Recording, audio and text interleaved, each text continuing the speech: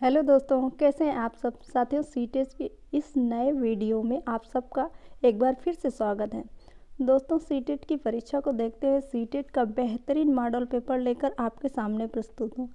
इस model paper में परीक्षा में बार बार पूछे जाने वाले प्रश्नों को समाहित किया गया है और सीटेट की परीक्षा के लिए अत्यंत ही महत्वपूर्ण प्रश्न हैं जो इस मॉडल पेपर में शामिल किए गए हैं। आप सब इस मॉडल पेपर को बिना स्किप किए हुए देखिएगा तो ही आपको कुछ समझ में आएगा। ठीक है, तो चलते हैं प्रश्नों की। उससे पहले यदि आप वीडियो में नए हैं, इस चैनल पर नए हैं, तो चैनल को सब्सक्राइब कर लीजिए, लाइक कीजिए और दोस्तों को शेयर कीजिएगा। ठीक है, चलते हैं प्रश्नों की ओर। आज का हमारा पहला प्रश्न है, निम्नलिखित में से किस आयु सीमा को प्रारंभिक बचपन माना जाता है? बताइए। 7 से 11 वर्ष, जन्म से 2 वर्ष, 3 से 12 वर्ष, 2 से 6 वर्ष। बताइए तो इसका सही उत्तर क्या हो जाएगा? तो साथियों, इसका सही उत्तर हो जाएगा 2 से 6 वर्ष। 2 से 6 वर्ष हो जाएगा। ठीक है, ये कोल ने जो बाल्यावस्था को, मतलब बाल विकास को अवस्थाओं में बांटा हुआ है, उनके आधार पर ये दिया गया है विवरण। ठीक है, उन्होंने कितने भागों में बांटा है, चलिए देख लेते हैं।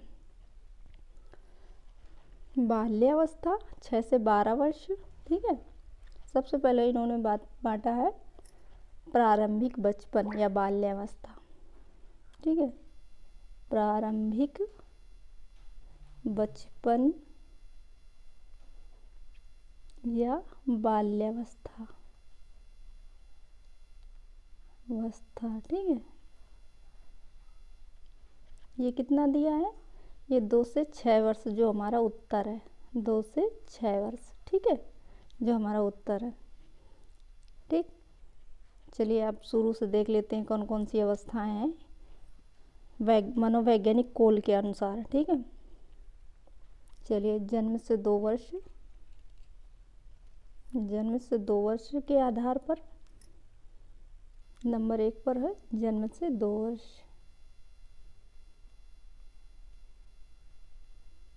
ठीक है, नंबर 2 पे कौन सी है?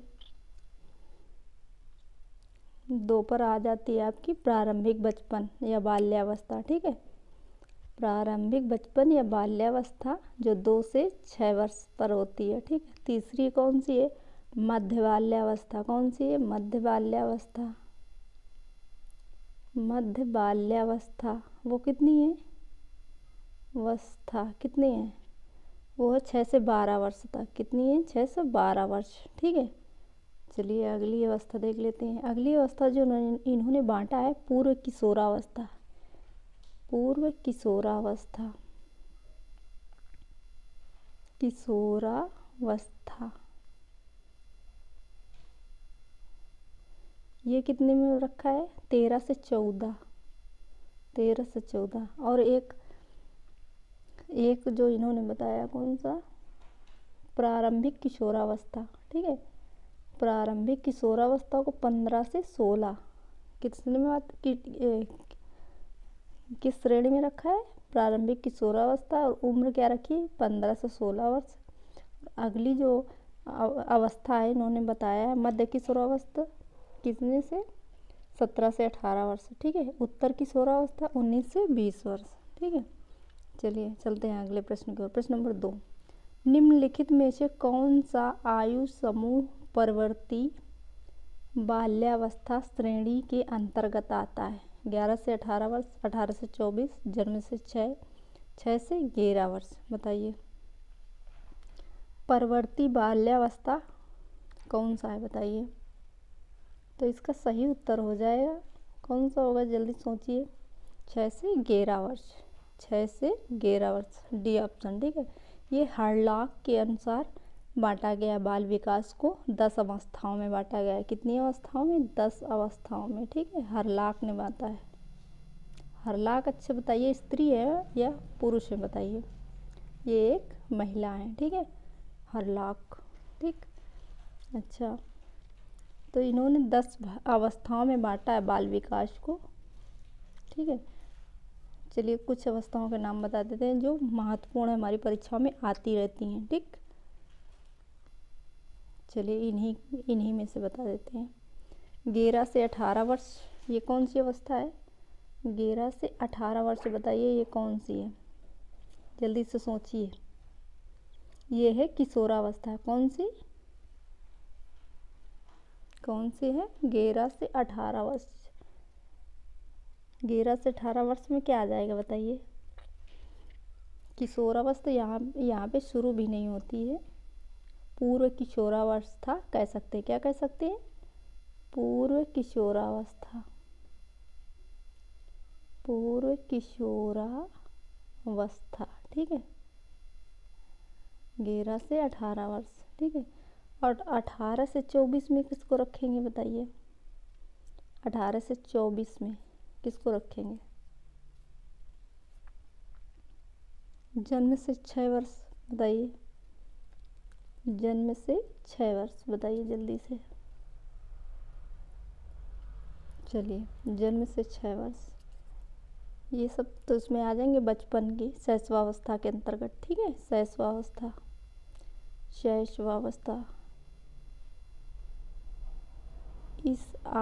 इस अवस्था को भी इन्होंने 3 भागों में बांट दिया है, ठीक है। चलते हैं अगले प्रश्न की ओर। प्रश्न नंबर 3, निम्न में से कौन सा कथन सत्य नहीं है? विकास एवं वृद्धि, यहाँ पर होनी चाहिए वृद्धि, ठीक है, छोटी की मात्रा लगा दी।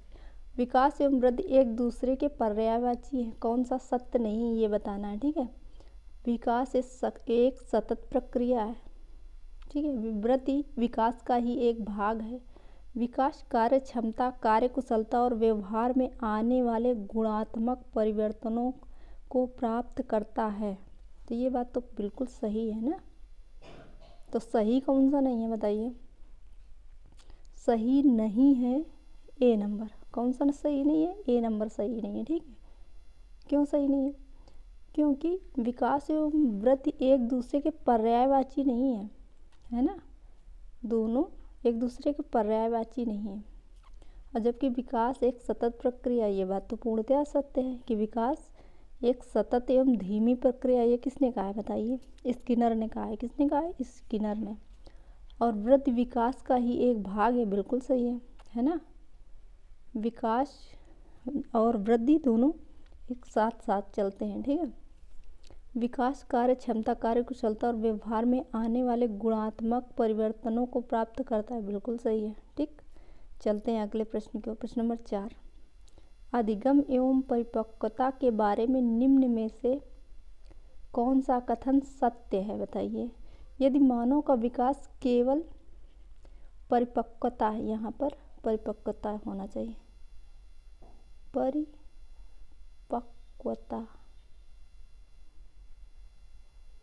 परिपक्वता से ही होता तो मनुष्य केवल निम्नतम स्तर तक ही सीमित रह जाता। बताइए। बी ऑप्शन कह रहा है वंशानुक्रम संभाव्य क्षमता की सीमा के कारण बालक एक निश्चित सीमा से आगे तक विकसित हो सकते हैं, ठीक है। ये तो बात बिल्कुल गलत लग रही है ना। वंशानुक्रम अकेले क्या सीमा, एक निश्चित सीमा से आगे विकसित हो सकता है कोई बालक? ये बात तो गलत लग रही है ना। तो ये बात तो बिल्कुल सत्य नहीं है, ठीक है। सी ऑप्शन क्या कह रहा है? बाल विकास की दृष्टि से जब सीखने के लिए तैयार नहीं है तब भी वे अत्यधिक प्रयास के द्वारा सीखते हैं। यानी बालक जब सीखने के लिए तैयार ना हो फिर भी आप उसको सिखा सकते हैं क्या? जी नहीं, ये भी बात बिल्कुल गलत है, ठीक है। बालक के अंतर्निहित शक्तियों को बिना समय विचारे विकसित करने के लिए प्रोत्साहित किया जाना चाहिए। बिना समय विचारे प्रोत्साहित किया जाना चाहिए। तो क्या समय विचार का प्रोत्साहित करेंगे? तो ये बात भी गलत है, ठीक है। तो सही क्या हो जाएगा? ए ऑप्शन हमारा सही हो जाएगा, ठीक है। कौन सा सही हो जाएगा? ए ऑप्शन, ठीक। ए ऑप्शन सही है, ठीक। चलते हैं अगले प्रश्न की ओर। प्रश्न नंबर 5, विकास का अर्थ है परिवर्तनों की उत्तरोत्तर श्रृंखला। अभिप्रेरणा एवं अनुभव के फलस्वरूप होने वाले परिवर्तनों की उत्तरोत्तर श्रृंखला अभिप्रेरणा के फलस्वरूप होने वाले परिवर्तनों की उत्तरोत्तर श्रृंखला, परिपक्वता एवं अनुभव के फलस्वरूप होने वाले परिवर्तनों की श्रृंखला। तो इसका सही उत्तर क्या हो जाएगा बताइए? इसका सही उत्तर हो जाएगा डी ऑप्शन। कौन सा? डी। ठीक है, परिपक्वता एवं अनुभव के फलस्वरूप होने वाले परिवर्तनों की श्रृंखला। ठीक है, चलते हैं अगले प्रश्न की ओर। प्रश्न नंबर 6।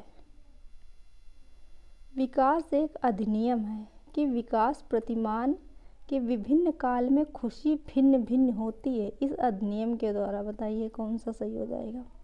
जीवन का प्रथम वर्ष सबसे अधिक खुशी का काल होता है। ये बात तो बिल्कुल सही है, ये बात तो सही है कि प्रथम वर्ष जीवन का सबसे खुशी का काल होता है, क्योंकि इस वर्ष में यानी जन्म से 1 वर्ष के अवधि में बालक को दुख का कोई भी अनुभव ही नहीं होता है।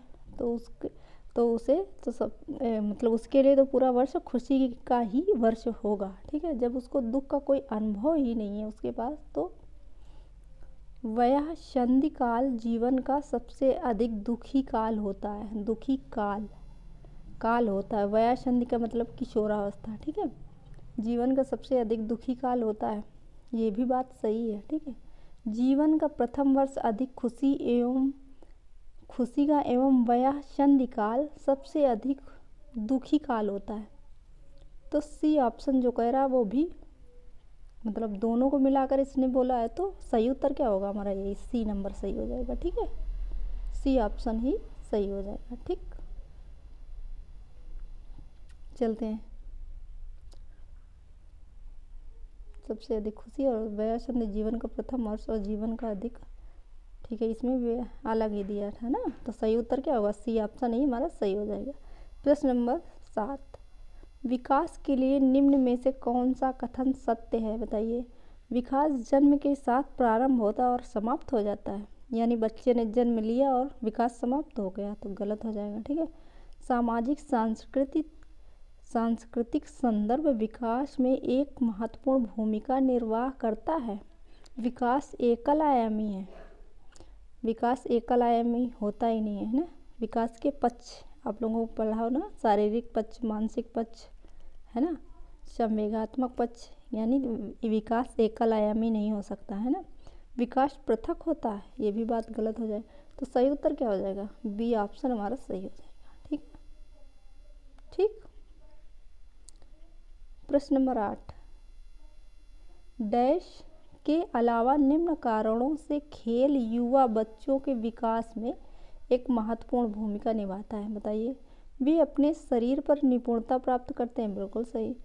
यह उनकी इंद्रियों को उत्तेजित करता है ना, उनके अंदर उत्तेजना पैदा करता है, यानी उत्साहवर्धन करता है, उनके अंदर शरीर में जोश पैदा करता है। ठीक है, यह समय बिताने के लिए एक सुखद तरीका है। बिल्कुल गलत। वे कौशल हासिल करते हैं और सीखते हैं कि उन्हें कब उपयोग करना है, तो ये बात भी सही है। तो हमारा इसमें गलत क्या हुआ? सी नंबर गलत है, इसका मतलब यही हमारा उत्तर हो जाएगा। ठीक है, सी नंबर ही हमारा उत्तर हो जाएगा। ठीक, अच्छा। प्रश्न नंबर 9। निम्न में से कौन सी विशेषता परिपक्वता को अधिगम से अलग करती है बताइए? यह एक स्वाभाविक प्रक्रिया है। यह एक स्वाभाविक प्रक्रिया है। परिपक्वता का स्वाभाविक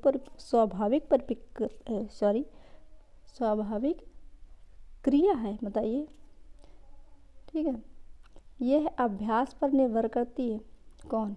अधिगम, है ना। ठीक है, यह प्रेरणा पर निर्भर करती है। बिल्कुल सही। यह जीवन पर्यंत चलने वाली प्रक्रिया है, क्योंकि हम लोग जीवन पर्यंत सीखते ही रहते हैं। अधिगम का मतलब क्या होता है? सीखना।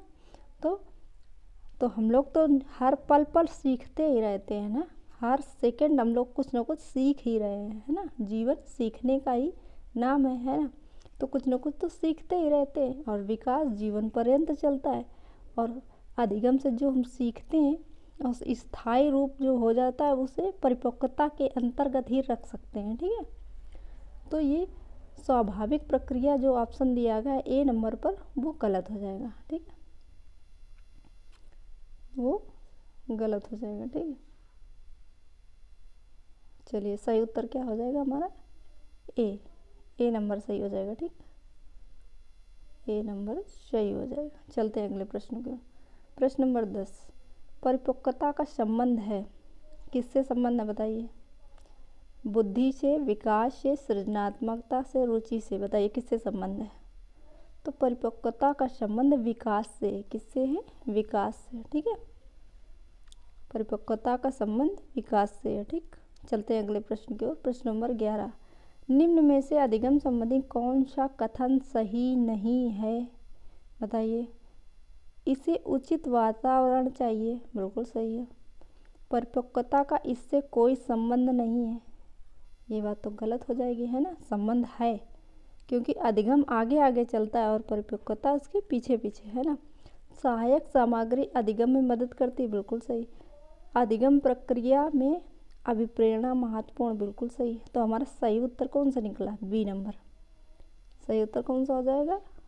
बी नंबर सही हो जाएगा। ठीक है, ऑप्शन बी सही हो जाएगा। ठीक, चलते हैं अगले प्रश्न की। प्रश्न नंबर 12, सृजनशीलता का एक प्रमुख तत्व नहीं है। बताइए कौन सा नहीं है? मौलिकता, ये तो है। लचीलापन, ये भी है। धारा प्रवाहिता, ये भी है ना? तो फिर अनुशासन, ये नहीं होगा। तो हमारा सही उत्तर कौन सा हो जाएगा? C number.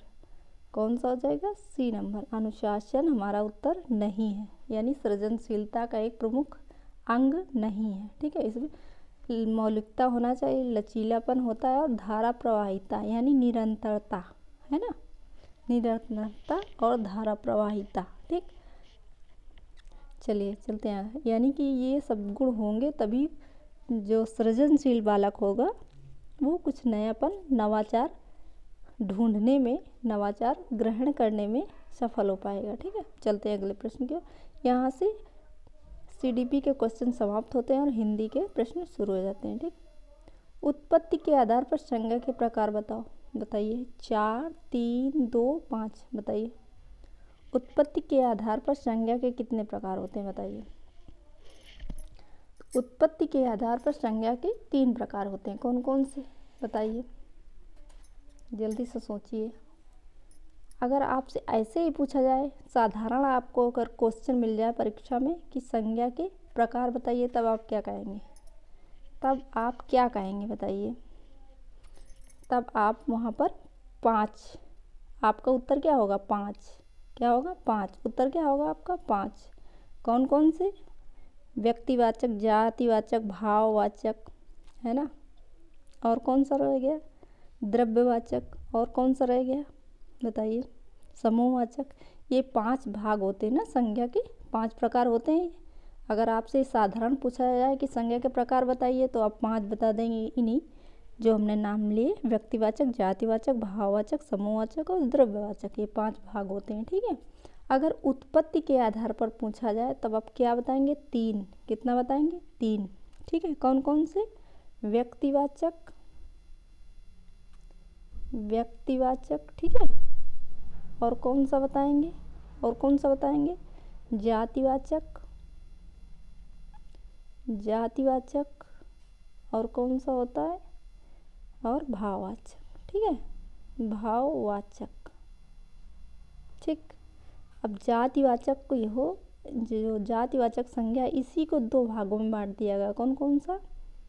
समूहवाचक, समूहवाचक और द्रव्यवाचक। ठीक है, तो ये आपकी 5 प्रकार बन गए संज्ञा के।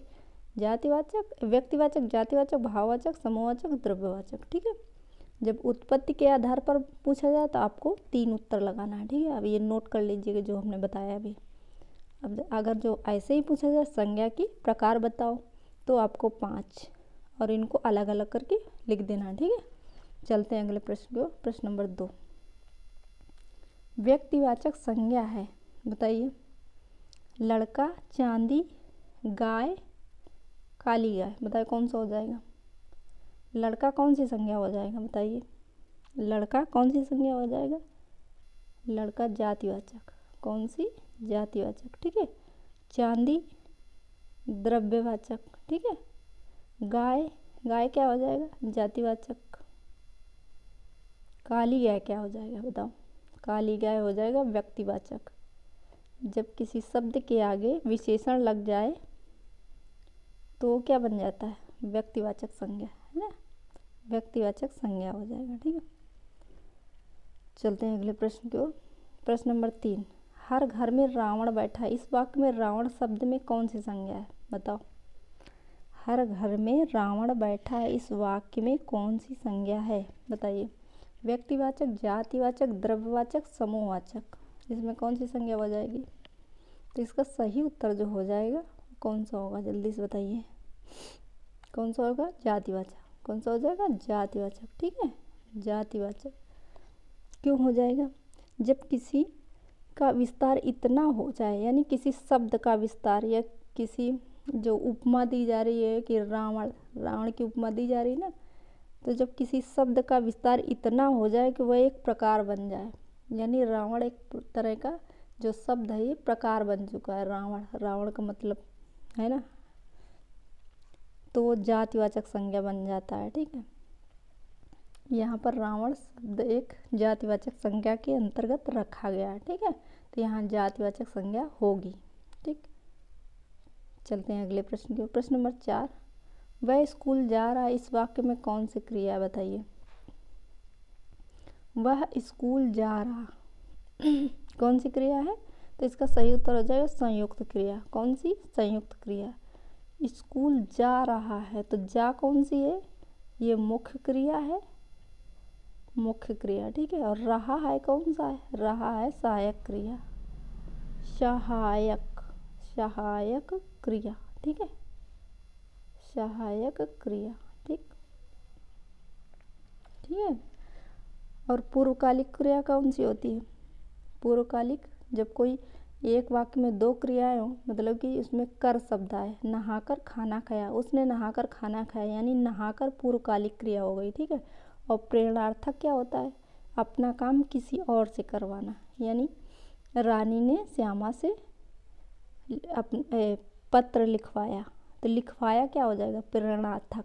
ठीक है, प्रेरणार्थक क्रिया हो जाएगी। ठीक है, अकर्मक, जिसमें कर्म ना हो वो अकर्मक हो जाएगा। ठीक है, चलते हैं अगले प्रश्न की। प्रश्न नंबर 5, वह अपना सिर खुजलाता। इस वाक्य में कौन सी क्रिया है बताइए? ये यूपी टेट में आया हुआ है, आपको पता होगा ना, 2021 में आया था यूपी टेट की परीक्षा में। वह अपना सिर खुजलाता है, इस वाक्य में कौन सी क्रिया है बताइए? तो इसका सही उत्तर हो जाएगा सकर्मक, क्योंकि इसका कर्म मौजूद है। ठीक है, चलते हैं अगले प्रश्न की। प्रश्न नंबर 6, व्याकरण शिक्षण की उपयुक्त विधि है कौन सी? आगमन, निगमन, आगमन निगमन विधि, या इनमें से कोई नहीं? इसका सही उत्तर हो जाएगा सी। कौन सा होगा? सी। अगले प्रश्न की ओर। भाषा प्रयोगशाला में शिक्षण, यहाँ पर शिक्षण हो जाएगा। ठीक है, शिक्षक नहीं, शिक्षण। ठीक है, शिक्षण किस रूप में होता है बताइए? व्यक्तिगत रूप से, सामूहिक से, या व्यक्ति के सामूहिक दोनों रूपों में? तो इसका सही उत्तर सी ऑप्शन। ठीक है, व्यक्ति एवं सामूहिक दोनों रूपों में। ठीक है, चलते हैं अगले प्रश्न की ओर। मॉन्टेसरी प्रणाली किस सिद्धांत पर आधारित है बताइए? आत्म शिक्षा पर, स्वतंत्रता पर, ज्ञानेंद्रिय शिक्षा पर बताइए। तो जो मॉन्टेसरी प्रणाली थी वो इन सभी पर आधारित थी, तो हमारा उत्तर कौन सा हो जाएगा? इन सभी पर। ठीक है, ज्ञानेंद्रियों एवं कर्मेंद्रियों की शिक्षा है ना, मॉन्टेसरी प्रणाली में दी जाती थी। अच्छा, तो साथियों आज के लिए बस इतना ही। फिर मिलते हैं नेक्स्ट वीडियो में। और वीडियो कैसी लगी कमेंट बॉक्स में ज़रूर बताइएगा। ठीक है, और वीडियो को ज़्यादा से ज़्यादा लाइक कीजिएगा और अपने दोस्तों को शेयर कीजिएगा। ठीक, चैनल को सब्सक्राइब कीजिएगा। ठीक है, फिर मिलते हैं नेक्स्ट वीडियो में, तब तक के लिए धन्यवाद।